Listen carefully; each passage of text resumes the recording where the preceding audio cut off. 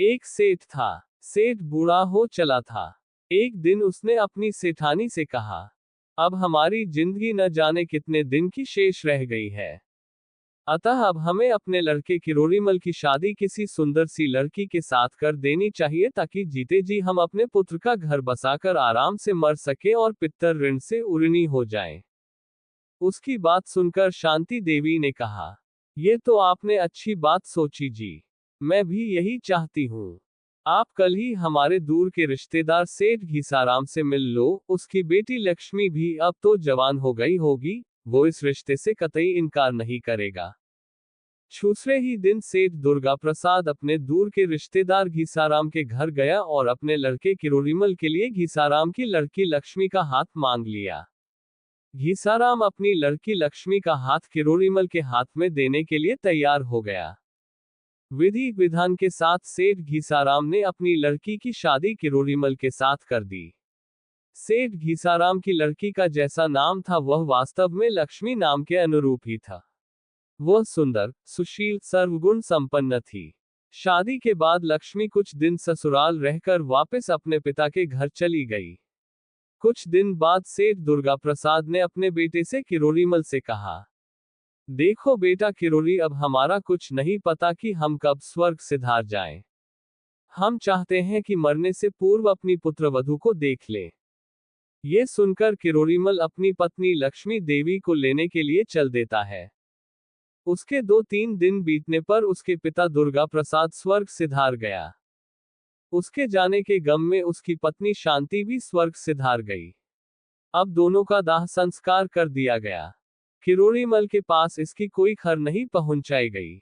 उनकी सारी जायदाद के वारिस सेठ दुर्गा प्रसाद के छोटे भाई जो कि 2 थे, हजारी और हंसी बन बैठे। उधर किरोड़ीमल भी 15-20 दिन में अपनी ससुराल पहुंचा। प्राचीन काल में पैदल चलने का मार्ग था, इसलिए समय ज्यादा लग जाता था। अपनी ससुराल में वो 4-5 दिन तक रुका और आराम किया।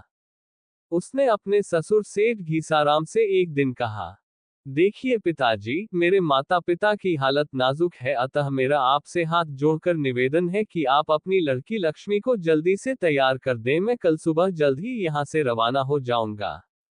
मुझे घर पहुंचने में फिर से 15-20 दिन लगेंगे। जब आया था तो अकेला था, सो जल्दी ही पहुंच गया था। सेठ घीसाराम बोला, जैसी आपकी इच्छा बेटे। मैं तो चाहता था कि आप मेरे घर 1-2 महीने रुकते, मगर अब जाने की जल्दी है तो मैं रोकूंगा भी नहीं। मैं आज ही आपके जाने का बंदोबस्त करता हूँ। सेठ घीसाराम ने अपनी पत्नी निर्मला देवी से कहा, सुनती हो निर्मला, दामाद जी कह रहे हैं कि वो कल सुबह ही अपने घर रवाना होंगे।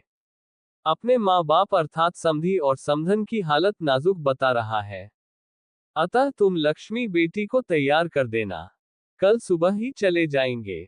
किरोड़ीमल जो अपनी बैलगाड़ी लेकर आया है वो पैदल आदमी की चाल से चलता है, अतः इन्हें पहुंचने में महीना भर लगेगा। निर्मला बोली, अजी ये तो बड़ी जल्दी हुई, मैं तो सोचती थी कि दामाद जी हमारे यहाँ कम से कम महीना भर तो रुकेगा ही। चलो जैसी उनकी मर्जी। वो ये कहकर अंदर चली गई, जिधर लक्ष्मी का कमरा था। लक्ष्मी अपनी सहेली सुनैना से बातें कर रही थी। निर्मला ने लक्ष्मी से कहा, लक्ष्मी चल अपने गहने और कपड़े संभाल ले, कल सुबह ही तुझे अपनी ससुराल जाना है। ये सुन सुनैना बोली, अरे ताई, अभी जीजाजी को आए हुए 4-5 दिन ही तो हुए हैं और अभी वह जाना चाहता है। ऐसी भी क्या जल्दी है? वैसे भी अब उसे दर्शन जाने कब होंगे, और 15-20 रोज रुक जाते तो क्या हो जाता। ये सुनकर निर्मला बोली, नहीं री, हमारी लक्ष्मी के सास ससुर की हालत खराब है। उन्होंने ही लक्ष्मी से मिलने की इच्छा जाहिर की है, इसलिए इसकी तैयारी करने में तुम इसका हाथ बंटा दो। ठीक है ताई, सुनैना ने कहा, और एक कमरे की तरफ बढ़ गई। सुनैना अपनी सहेली लक्ष्मी से कहा, देखो बहन, कल सुबह हम दोनों अलग अलग हो जाएंगी, चलो मैं तुम्हारा श्रृंगार कर देती हूँ। और उसकी आंखों में अश्रु आ गए, मगर आंसू छिपाने के लिए सुनैना ने गहने उठाने के लिए मुंह फेर लिया, परंतु उसके अश्रुओं को लक्ष्मी ने भांप लिए। लक्ष्मी का भी यही हाल हो रहा था। अश्रुओं को रोकने की कोशिश नाकामयाब रही। सुनैना ने उस तरफ मुड़कर देखा तो लक्ष्मी के गले जा लगी और बुरी तरह लिपट गई। ऐसा लग रहा था मानो आज दोनों सहेलियां पूरी पृथ्वी को ही पानी से तरबतर कर देंगी। बड़ी देर के बाद दोनों अलग अलग हुई। अब सुनैना उसके साथ बातें करने लगी। दोनों रात को सोई तक नहीं। सुबह के 4 पता ही नहीं कब बज गए। अब भी लक्ष्मी का कुछ श्रृंगार बाकी था। निर्मला ने बाहर से आवाज लगाई तो सुनैना ने कहा, बस कुछ देर और, अभी लेकर आए। जब लक्ष्मी कमरे से बाहर निकलकर आई तो ऐसा लग रहा था मानो सारा सौंदर्य उसके अंदर समाहित हो गया हो। आज वह साक्षात लक्ष्मी स्वरूपा ही लग रही थी। उसकी विदाई के लिए गांव मोहल्ले के सभी औरत बच्चे पुरुष आए। सभी की आंखों से पानी बह रहा था। सभी ने गीली आंखों से उसे विदा किया। गांव से बाहर कच्चे रास्ते पर सेठ किरोड़ीमल का गढ़वाला अपनी बैलगाड़ी लिए खड़ा था। अब लक्ष्मी को बैलगाड़ी में बैठाया गया तो सभी फाफक फाफक रोने लगे। अब किरोड़ीमल सेठ घीसाराम के पास विदा लेने के लिए आया। उसने घीसाराम के चरणों में प्रणाम किया और पास खड़ी निर्मला के भी पैर छुए। निर्मला ने उसे आशीर्वाद देते हुए और आंखें पोंछते हुए कहा, बेटा, हमने लक्ष्मी को बड़े ही लाड प्यार से पाला है। इसके लिए हमने सदा फूल बिछाए हैं, मगर ये तुम्हारे साथ कांटों पर भी सोने को तैयार है। अगर इससे कोई भी भूल हो जाए तो उसे माफ करना। बैलगाड़ी में बैठी लक्ष्मी के पास निर्मला ने जाकर कहा, बेटी, आज से तेरा पति ही तेरा भगवान है। ये जिस तरह से कहें वैसा ही करना। जिसमें पति को खुशी हो पत्नी को वैसा ही करना चाहिए। एक पतिव्रता औरत सूरज तक को भी विचलित कर देती है। उसके मन में पर पुरुष का भान तक भी नहीं होता। चाहे पति कितना भी बीमार क्यों न हो जाए, मगर पतिव्रता और को चाहिए कि वह उसकी तन मन से सेवा करे और उसके चरणों में विरक्त रहे। केवल शारीरिक भोग ही एक औरत का लक्ष्य नहीं होना चाहिए। शारीरिक संबंध तो एक वेश्या के भी अनेक लोगों से होते हैं, मगर उसे वह शांति नहीं मिलती जो एक पतिव्रता औरत अपने बीमार पति के चरणों में रहकर भी प्राप्त कर लेती है। ये तर्क संगत संदेश देते देते उसकी आंखों से पानी बह निकला और लक्ष्मी उसके गले से लगने को अपने हाथों को रोक ही न पाए। कुछ समय पश्चात सेठ घीसाराम निर्मला देवी के पास जाकर रूंधे गले से बोला, चलो निर्मला, अब इन्हें चलने दो। अब इनका समय हो गया है। निर्मला लक्ष्मी को छोड़कर सेठ घीसाराम के गले से लिपटकर रोने लगी। घीसाराम ने उसका ढाढ़स बंधाया और गाड़ीवान को गाड़ी हाँकने का आदेश दिया। जब गाड़ी चली तो गाड़ी के साथ साथ भी कुछ लोग और औरतें चली। गाड़ी धीरे धीरे चल रही थी। सभी की आंखों से विदाई के आंसू निकल रहे थे। पेड़ भी चुपचाप खड़े थे। उनका पत्ता तक नहीं हिल रहा था। ऐसा लग रहा था जैसे कि गांव वालों की तरह आज ये भी लक्ष्मी को विदा कर रहे हो। मगर तभी हवा का एक झोंका आया और रास्ते के दोनों ओर खड़े वृक्षों को बुरी तरह से हिलाया। उन्होंने अपने पत्तों की वर्षा कर दी। ऐसा लग रहा था वे उसे उपहार दे रहे हो। पत्तों के सिवाय उनके पास था भी क्या। वे तो उसे केवल पत्ते ही दे सकते थे।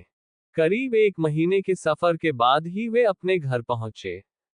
सेठ किरोड़ीमल के आने जाने में 2 महीने में अपने घर पहुंचे थे। इस सारी जमीन जायदाद पर उसके चाचाओं ने अधिकार कर लिया। किरोड़ीमल के पूछने पर पता चला कि उसके माँ बाप मर चुके हैं। ये सुनकर किरोड़ीमल पागलों की भांति रोने लगा। उसके साथ लक्ष्मी भी रो रही थी। गांव वाले उनको देख लेते, मगर उनको सांत्वना देने कोई नहीं आया। तब लक्ष्मी ने देखा कि कोई भी नहीं आ रहा है तो वह खुद ही अपने आंसुओं को पोंछते हुए बोली, सुनिए जी, ये कैसा गांव है जो किसी को सांत्वना तक नहीं दे सकता। रहने को जगह कौन देगा।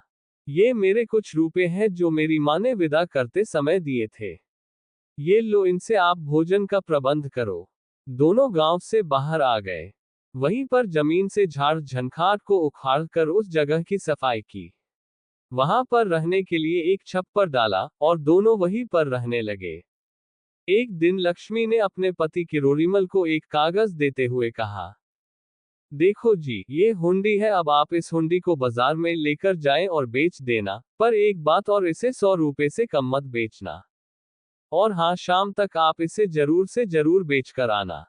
सुबह होते ही सेठ किरोड़ीमल उस हुंडी को लेकर बाजार में बेचने निकल गया। वह पूरे बाजार में घुसा। घूमते घूमते शाम हो गई। अंत में वह एक दुकान पर गया, जहां उस समय उस दुकान का मालिक घर गया हुआ था और दुकान में सेठ का लड़का हजारी बैठा था। तब किरोड़ीमल ने उससे कहा, भाई मेरी ये हुंडी खरीद लो। कितने रुपए की है? मैं खरीदूंगा तेरी ये हुंडी। 100 रुपए की है, खुशी से किरोड़ीमल बोला। हजारी ने 100 गले से निकाल कर किरोड़ीमल को दे दिए और उसकी वह हुंडी खरीद ली। किरोड़ीमल ने हुंडी उसको दी और खुशी खुशी घर लौट आया। घर आकर उसने वो 100 रुपए लक्ष्मी के हाथ में थमा दिए। लक्ष्मी खुशी से उछल पड़ी। पहले 100 रुपए काफी होते थे। उसने छान छप्पर को हटाकर उसकी जगह एक मकान बनवाया और किरोड़ीमल के लिए दुकान बनवाई। इस हुंडी से उनका घर तो संवर गया, मगर सेठ हजारी प्रसाद का क्या हुआ? सेठ हजारी प्रसाद की कहानी हुंडी के खरीदने से शुरू होती है। हुंडी खरीदने के बाद हजारी प्रसाद ने उसे खोलकर देखा। उसमें लिखा था, 1. मां ममता की, 2. पिता दाम का लोभी, 3. होत की बहन, 4. अनहोत का भाई, 5. गांठ का पैसा, 6. पास की लुगाई, 7. जैन शहर में विश्रयाबाई, 8. सोवेगा वो खोवेगा, 9. जागेगा वो पावेगा। ये पढ़कर उसने हुंडी को अपने पास ही रख लिया। शाम को जब उसके पिता सेठ लखपति दास दुकान में आया तो अपने गल्ले के सारे पैसे संभालने लगा। बार बार संभालने पर भी उसने गल्ले में 100 रुपए कम पाए। घर आकर उसने हजारी प्रसाद से पूछा तो हजारी प्रसाद ने कहा, वो 100 रुपए तो मैंने ही लिए थे, उनकी मैंने हुंडी खरीद ली है। ये सुनकर सेठ लाल पिला हो गया। उसने हजारी प्रसाद को घर से निकल जाने को कहा। हजारी प्रसाद की मां मिश्री देवी ने सेठ लखपति दास को से कहा, क्या हुआ जब बच्चे ने ये हुंडी खरीद ली? वैसे भी हमारे पास धन की क्या कमी है? तुमने ही तो इसको सिर चढ़ा रखा है। आज की इस दुनिया चाहे जितने भी पैसे हो, सब कम है। मैं तो अब इसको इस घर में रखूंगा ही नहीं। ये सुनकर फिर मिश्री देवी कहने लगी, इसके 100 रुपए मैं आपको दे दूंगी, पर इसको घर से ना निकालिए। हमारे पास यही तो इकलौता लड़का है। ये भी घर से निकल गया तो हमारे पास क्या रह जाएगा? इसकी गलती को माफ कर दीजिए, आगे से ऐसा नहीं करेगा। घर के दरवाजे की दहलीज पर खड़े हजारी प्रसाद के दिमाग में बार बार हुंडी वाली पहली 2 बातें आ रही थी। माँ तो वास्तव में ममता की ही मूर्त होती है, पुत्र चाहे जैसा भी हो उसके लिए वही प्रिय होता है। दूसरी बात, पिता के पास चाहे जितना भी धन हो कम है, वह एक दमड़ी तक फिजूल खर्च नहीं कर सकता। जान चली जाए पर दमड़ी न जाए। इसको अपने बेटे से प्यारा अपना रूपा होता है। ये सोचकर उसने घर छोड़ने का निश्चय कर लिया। वह अपने माता पिता से बोला, माँ और पिताजी, मैं अब इस घर में ही नहीं रहूंगा। मैं जा रहा हूँ और कभी इस घर में नहीं आऊंगा। यह सुनकर उसकी माँ कलेजा मुंह को आया। उसकी माँ बोली, बेटा इस घर को छोड़कर मत जा। मगर उसका पिता बार बार यही कह रहा था, जा निकल जा, मेरी आंखों के आगे से दूर हो जा। जा अभी निकल जा और कभी मत आ जाना। ये सुनकर हजारी प्रसाद घर छोड़कर चल पड़ा। अब उसके दिमाग में तीसरी बात आई। वो थी होत की बहन वाली। वह अपनी बहन के घर जाने की सोचने लगा। वह अपनी बहन की ससुराल चला गया। गांव में पहुंचकर वह गांव से बाहर एक कुएं पर जा बैठा। गांव की पनिहारियों ने उससे पूछा तो उसने बताया कि मैं राधा का भाई हूं। मेरा घर वालों से झगड़ा हो गया है। पनिहारियों ने घर जाकर राधा से बताया तो वो 5-6 बासी रोटी और 2 प्याज लेकर अपने भाई से मिलने आई। अपने भाई का हालचाल पूछा और कहने लगी, भाई ये खाना लेकर आई थी, इसे खा लेना, तेरे जीजाजी गुस्सा करेंगे, इसलिए मैं तो चलती हूँ। ये कहकर राधा वहां से अपने घर चली गई। अब हजारी प्रसाद सोचने लगा कि हुंडी में लिखी ये बात भी सत्य है कि बहन भाई की तभी अवभगत करती है जब भाई के पास धन दौलत होती है। निर्धन होने पर या घर से निकाले जाने पर बहन भी भाई की कोई इज्जत नहीं करती। ये सोचकर उसने उन रोटियों और प्याज को वहीं कुएं के पास गड्ढा खोद कर दबा दिया। और चल पड़ा। उसने सोचा कि अब अनहोत के भाई अर्थात अपने दोस्त के पास जाकर देखता हूं, वो कैसी दोस्ती निभाता है। अब हजारी प्रसाद अपने दोस्त लीलमणि के पास गया। जब वह दोस्त के घर पहुंचा तो वह उस समय उनका दरवाजा बंद था। उसने बाहर से दरवाजे पर दस्तक दी। घर में उस समय लीलमणि की पत्नी कमला थी। उसने दरवाजा खोला तो वह हजारी प्रसाद को देखकर बड़ी खुश हुई। उसे बड़े आदर के साथ घर के अंदर ले गई।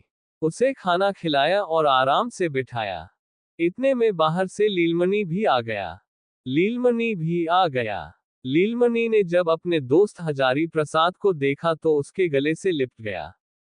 ऐसा लग रहा था मानो श्री कृष्ण और सुदामा आपस में मिल रहे हो।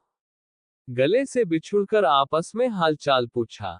तब हजारी प्रसाद कहने लगा, मुझे तो मेरे माता पिता ने मुझे घर से निकाल दिया है, और शुरू से लेकर आखिर तक की सारी कहानी बता दी।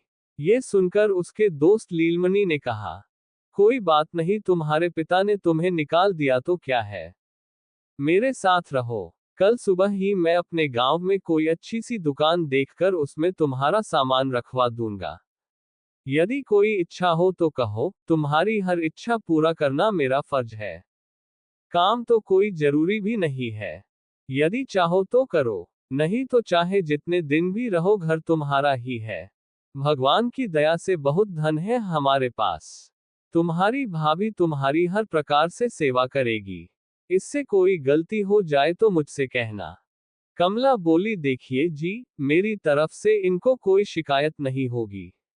मैं अपने छोटे देवर को अपने जी से भी ज्यादा प्यार करूंगी। बहुत दिनों में ये आए हैं, मैं अपने देवर को कोई दुख नहीं होने दूंगी। अभी तो ये आए हैं, और अभी आप दुकान के लिए कह रहे हैं। मेरा फूल के जैसा देवर काम करेगा। नहीं जी, मैं इन्हें दुकान पर नहीं जाने दूंगी। ये तो मेरे पास ही रहेगा। और फिर अभी इसकी उम्र भी क्या हुई है, मैं ना करने दूंगी इन्हें दुकान बुकान। ये सुनकर लीलमणि ने कहा, चलो जैसी तुम्हारी मर्जी, अपने देवर को चाहे जैसे रखो, मैं तुम्हारे बीच नहीं आने वाला। बहुत देर उनकी बातें सुनने के बाद हजारी प्रसाद ने कहा, तुम मुझ पर बहुत प्रेम दिखा रहे हो, इससे मैं बड़ा खुश हूं, मगर मैं तुम्हारे पास कितने दिन रहूंगा। मैं चाहता हूं कि कल सुबह ही मैं चला जाऊं। मैं अपनी ससुराल चंदनपुर जाऊंगा। कुछ दिन वहां ठहरकर कोई कारोबार करूंगा, और हाँ, वहां से आते समय मैं आपके पास जरूर आऊंगा। ये सुनकर कमला ने कहा, अब आए हो तो 2-4 रोज हमारे पास रुक जाते तो हमारा मन भी तुम्हारे साथ साथ बहल जाता, और आज तक भी कभी तुम 2-4 घंटे से ज्यादा नहीं रुके। अब आए हो तो रुकना ही पड़ेगा। हारकर हजारी प्रसाद ने कहा, ठीक है भाभी, जैसी आपकी इच्छा, मगर 4 दिन से ज्यादा नहीं रुकूंगा। 4 दिन उनके पास ऐसे बीते कि पता ही नहीं चला। पता भी कैसे चलता, सभी सदा हंसते खिलते रहते। चौथे दिन हजारी प्रसाद ने कहा, अच्छा भाभी, आज आप मुझे जाने की आज्ञा दें। आंखों में आंसू भरते हुए कमला ने कहा, देखिए देवर जी, आप यहाँ थे तो हमारा मन भी खूब लगा। अब आप चले जाएंगे तो घर सूना सूना हो जाएगा। ये सुनकर हजारी प्रसाद कहने लगा कि जो प्यार मुझे यहाँ पर आपने दिया, उसका मैं एहसान जीवन भर नहीं भूलूंगा। पर अब तो मुझे जाना ही पड़ेगा, अतः अब आपसे विदा चाहता हूँ। लीलमणि ने कहा, अभी ठहर जा, तेरी भाभी तेरे सफर के लिए खाना बना रही है। अब उसकी भाभी कमला ने उसके सफर के लिए चूरमे के 4 पिंड बनाए, और चारों में 9-9 करोड़ के 4 लाल रख दिए, ताकि उन्हें बेचकर कोई कारोबार कर सके। परंतु उसने अपने देवर हजारी प्रसाद को इस बारे में बताया नहीं, क्योंकि यदि बता देती तो वो लाल लेने से मना कर देता। उसके अर्थात हजारी प्रसाद के हाथ में चूरमे का थैला देते हुए कमला ने कहा, ले देवर, यह आपके रास्ते का खाना है, और हाँ, संभल कर ससुराल जाना। हमसे जो बना हमने किया, यदि हमसे कोई भूल हुई हो तो माफ कर देना। अपने हाथ में चूरमे को थैला लेते हुए हजारी प्रसाद ने कहा, लीलमणि, आप मेरे दोस्त ही नहीं अपितु आप तो मेरे बड़े भाई के समान है। आपने जो व्यवहार मेरे साथ किया, वह तो एक भाई भी अपने भाई के साथ नहीं करता। आपका ये एहसान मैं जीवन भर नहीं भूलूंगा। ये कहकर सेठ हजारी प्रसाद वहां से चल पड़ा और अपनी ससुराल चंदनपुर जाने के लिए चल पड़ा। सेठ हजारी प्रसाद शाम होते होते चंदनपुर पहुंच गया। भूख लगी थी सो उसने सोचा कि गांव से बाहर खाना खा लिया जाए। वह गांव से बाहर एक पेड़ के नीचे बैठा और खाना खाने लगा। जैसे ही उसने चूरमे का एक पिंड फोड़ा उसके अंदर एक लाल निकला, जिसकी कीमत उस समय 9 करोड़ रुपए थी। फिर दूसरा खाने के लिए फोड़ा, उसमें भी एक लाल था। उसने बारी बारी से सभी पिंड खाए और चारों में 4 लाल निकले। ये देखकर वह बार बार यही सोच रहा था कि वास्तव में दोस्त हो तो ऐसा हो। खा पीकर उसने चारों लाल अपनी जेब में रखे और गांव की ओर बढ़ चला। गांव में पहुंचने से पहले उसने एक लड़की को एक लड़के से छुपकर बातें करते देखा। उस लड़की ने जब हजारी प्रसाद को देखा तो वह उसे पहचान नहीं पाई, मगर हजारी प्रसाद ने उसे जरूर पहचान लिया। जब तक वह उससे बातें करती रही, सेठ हजारी प्रसाद उनकी बातें छिपकर सुनता रहा। वह लड़की उसे रात को पास वाले खाली मकान में बुलाने के लिए कह रही थी।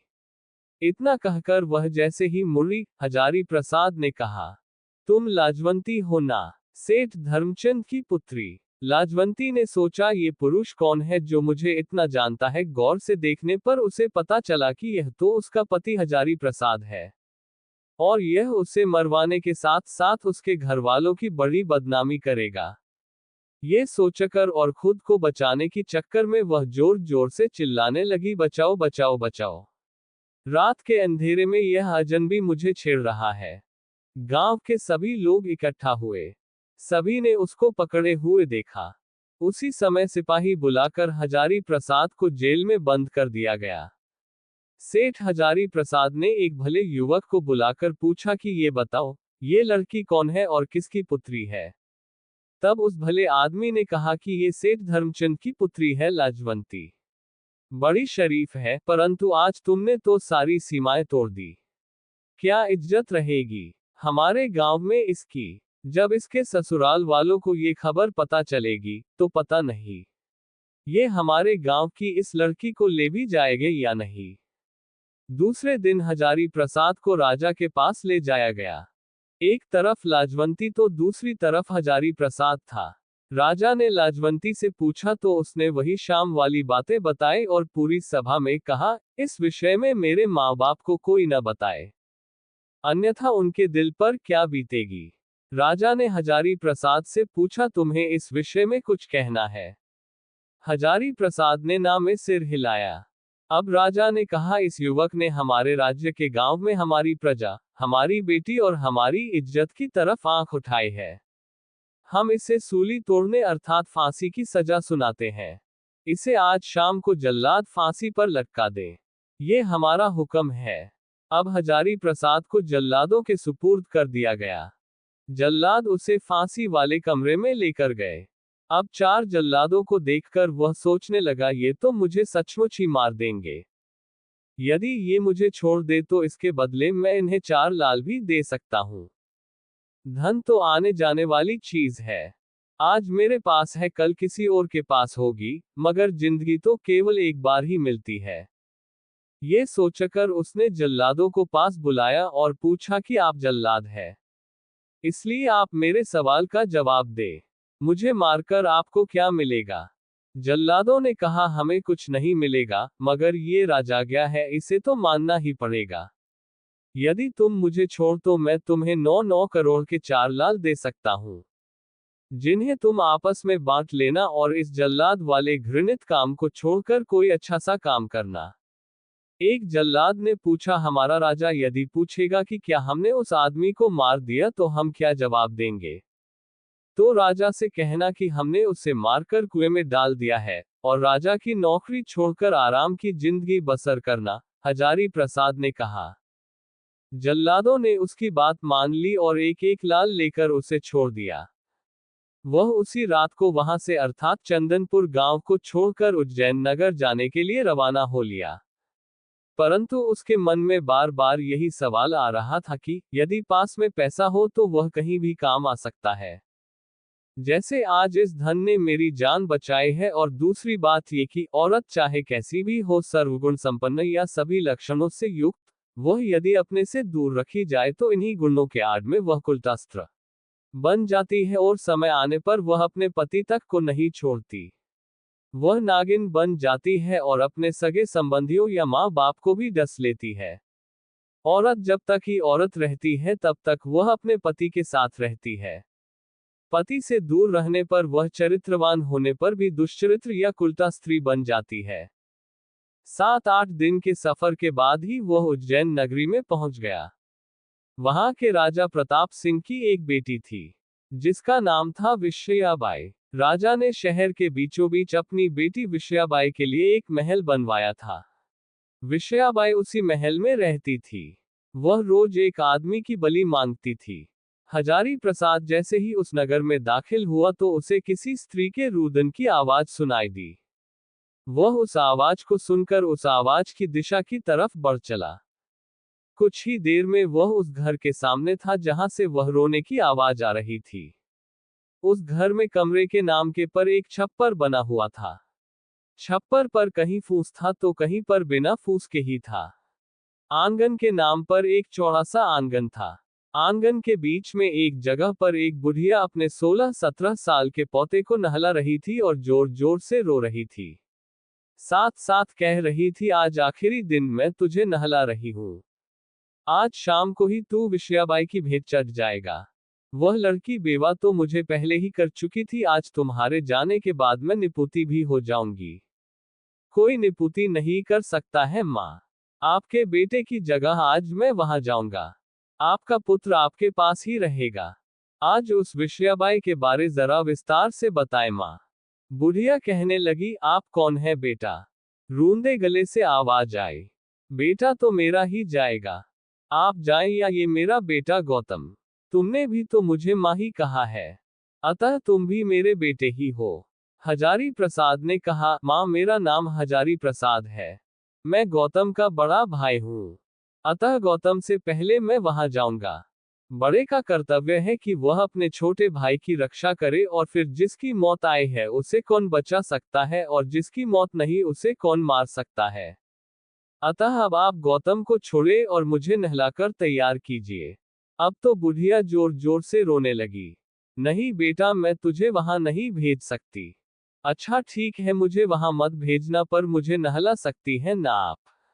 और कुछ उस विश्वयाबाई के बारे में भी बतला दें। हजारी प्रसाद ने बुढ़िया से बड़े प्यार से कहा। बुढ़िया बोली, चल आजा, तुझे भी नहला दूं। तू भी तो मेरा ही बेटा है। बुढ़िया ने आंसू पोंछे और उसे नहलाने लगी। नहलाकर वह हजारी प्रसाद से विश्वयाबाई के बारे में कहने लगी। यहाँ के राजा प्रताप सिंह की एक पुत्री थी जिसका नाम मृगनयनी था।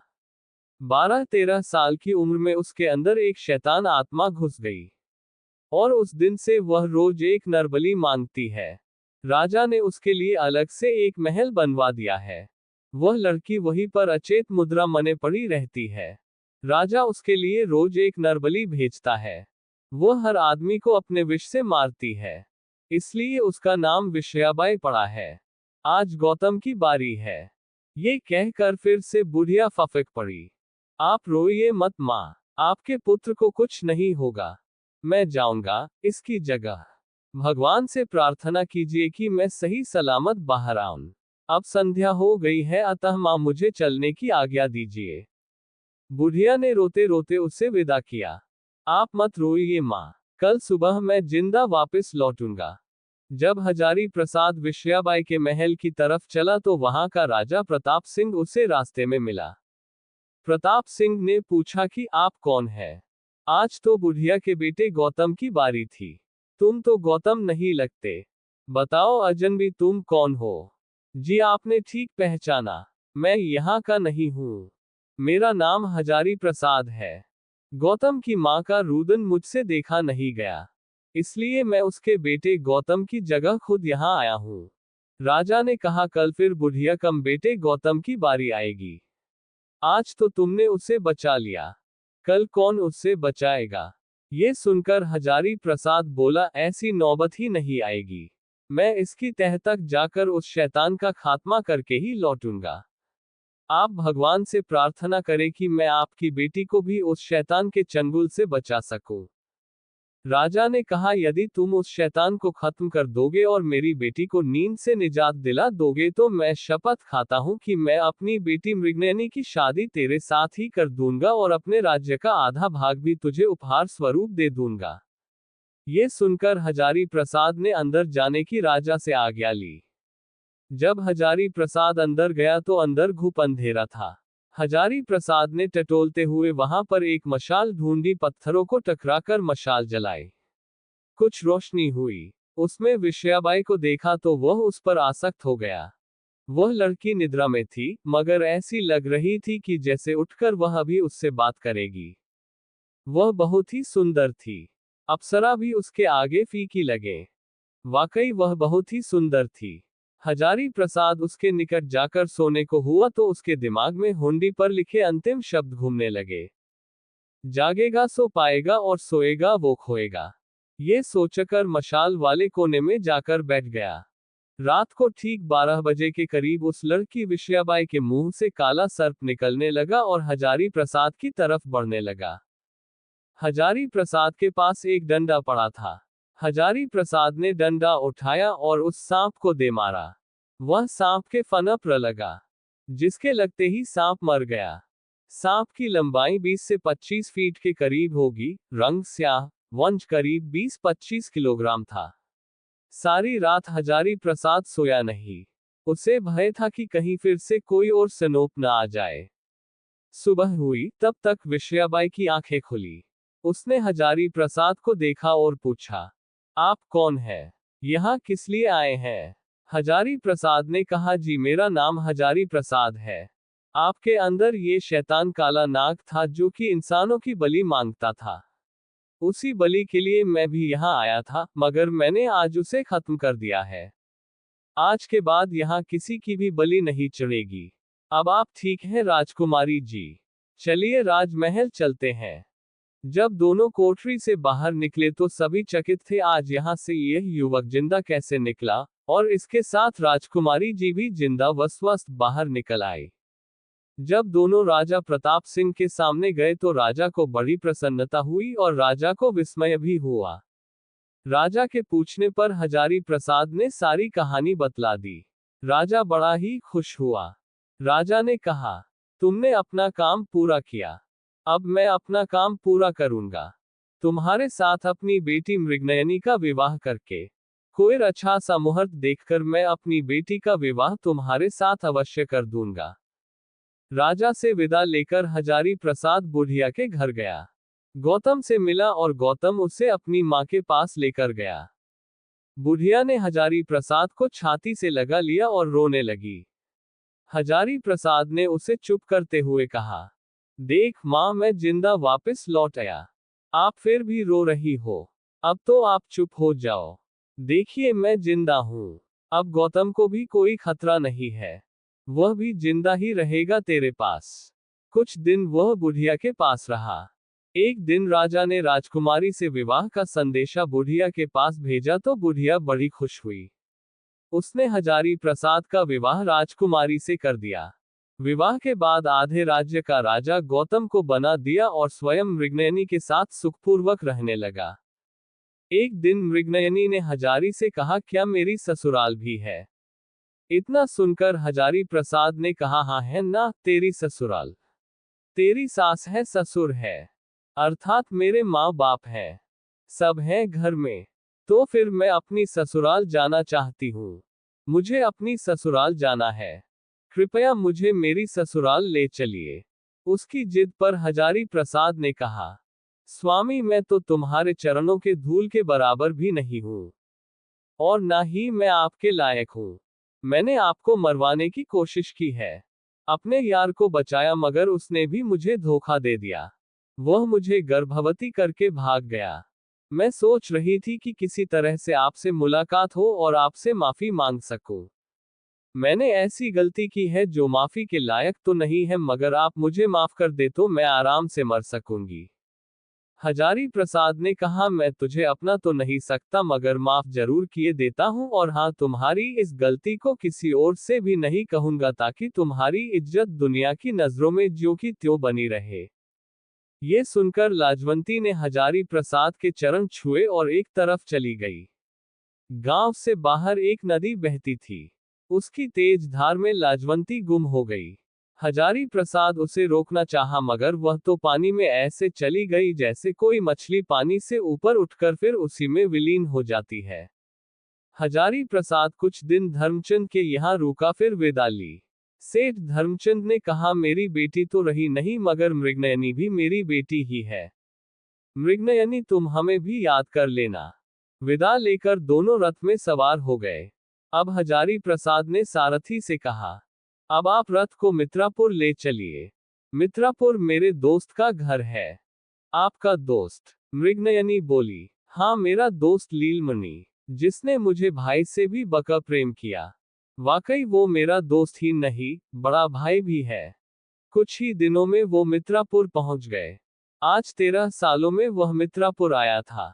मित्रापुर में सेठ लीलमणि को पता चला कि उसका दोस्त आ रहा है तो उसने अपनी पूरी गली को सजवा दिया। पूरे घर में इत्र का छिड़काव किया गया। उन दोनों के लिए अलग से एक कमरे का बंदोबस्त किया। फिर स्वागत करने के लिए दोनों पति पत्नी बच्चों सहित आ गए। सभी ने बड़े प्रेम से उनका स्वागत किया। कमला के पूछने पर हजारी प्रसाद ने अपनी सारी कहानी बता दी और 4 लाल देने के लिए धन्यवाद भी दिया।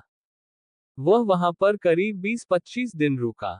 भाभी कमला ने देवर हजारी प्रसाद व देवरानी मृगनयनी की खूब खातिरदारी की। फिर कुछ धन देकर हजारी प्रसाद ने भाभी कमला और भाई अर्थात लीलमणि से विदा ली।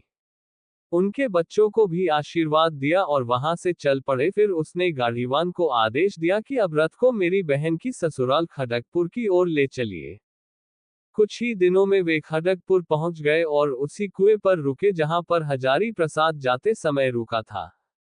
कुएं की पनिहारियों ने पूछा तो उसने बताया कि इस गांव में मेरी बहन राधा है। गांव की पनिहारियों ने राधा को बताया तो वह सज-धज कर और आरती की थाली हाथ में लेकर अन्य औरतों को साथ लेकर मंगल गीत गाती हुई पहले भाई की आरती उतारी, फिर भाई के गले लगी और भाभी के गले लगी। फिर भाई से कहने लगी, चलो भाई, अब घर चलो, तुम्हारे जीजाजी तुम्हारा इंतजार कर रहा है। ये सुनकर हजारी प्रसाद वहां गया जहां उसने प्याज और रोटी धरती में दबाई थी। वहां धरती खोदी तो उसमें रोटी तो खराब हो चुकी थी और प्याज वहां उगी हुई थी। उन्हें उखाड़कर अपनी बहन को दिखाते हुए कहने लगा, जब मेरे पास कुछ नहीं था तो आप मेरे लिए सूखी रोटी और ये प्याज लेकर आई थी, और आज जब मेरे पास सब कुछ है तो आप मिठाई और पकवान लेकर आए हैं। मैं नहीं खाता, आप इन्हें वापस ले जाइए। मगर मृगनयनी ने कहा, स्वामी, यदि इससे गलती हुई तो क्या हुआ, ऐसा तो होता ही है, गरीबी में कोई साथ नहीं देता। अब आप इन्हें माफ कर दें। देखिए आपकी बहन राधा कैसे अश्रु बिखेर कर पश्चाताप कर रही है। हजारी प्रसाद ने उसे माफ कर दिया और उसके साथ उसके घर गया। वहां कुछ दिन रहने के बाद अपने घर गांव की तरफ रवाना हुआ। पिछली बातों को सोच सोच कर उसका मन बार बार भर आता था। वह सोच रहा था कि आज वह 13 वर्ष बाद अपने गांव जा रहा है। उसके माँ बाप कैसे होंगे, उसका गांव बदल गया होगा। उधर जब उसके माँ बाप को पता लगा कि उनका बेटा हजारी आ रहा है तो वो कहने लगे, हमारा बेटा वास्तव में आ गया है। यदि वो हमारी आंखों पर हाथ रख देगा तो हमारी आंखों की रोशनी वापस आ जाएगी। जब हजारी प्रसाद अपने घर पहुंचा तो उसके माँ बाप एक जगह अंधे हुए बैठे थे। जैसे ही माँ के समीप पहुंचा तो उसके स्तनों में दूध उतर आया। उसने अपने बेटे को छाती से लगा लिया। हजारी प्रसाद ने अपने पिता लखपति दास के गले से लगकर खूब रोया। फिर उसके पिता सेठ लखपति दास ने अपने बेटे हजारी प्रसाद से कहा, बेटा, मुझे माफ कर दो, मैंने धन के लालच में आकर अपने बेटे को खो दिया था। तब हजारी प्रसाद ने मां मिश्री देवी और पिता की आंखों पर हाथ फेरा तो उनकी आंखों की रोशनी वापस लौट आई। फिर सेठ लखपति ने अपना सारा कारोबार हजारी प्रसाद को सौंप दिया और कामकाज से मुक्ति पा ली। अब सारा परिवार हंसी खुशी से रहने लगा। एक हजारी प्रसाद ने अपने पिता सेठ लखपति को हुंडी वाली सारी बात बताई तो सेठ लखपति अपने आंसू ना रोक सका। 100 रुपए की हुंडी ने लखपति सिंह को करोड़पति बना दिया। लेकिन उसे दौलत नहीं, आज दौलत से प्यारा अपना बेटा और पुत्रवधू प्राप्त कर लिए। अब भी सेठ लखपति को हुंडी की बात याद आते ही रो पड़ता और सोचता, दौलत से बढ़कर भी कुछ है, और वो है रिश्ते नाते। मैं हमेशा दौलत के पीछे भागता रहा, कभी कोई अच्छा काम नहीं किया। मुझसे अच्छा तो मेरा बेटा रहा, जिसने सौदा भी किया और उसमें मुनाफा भी कमाया। ऐसा सौदा मैंने नहीं किया, मुझे तो घाटा ही घाटा रहा। Like, subscribe and comment share.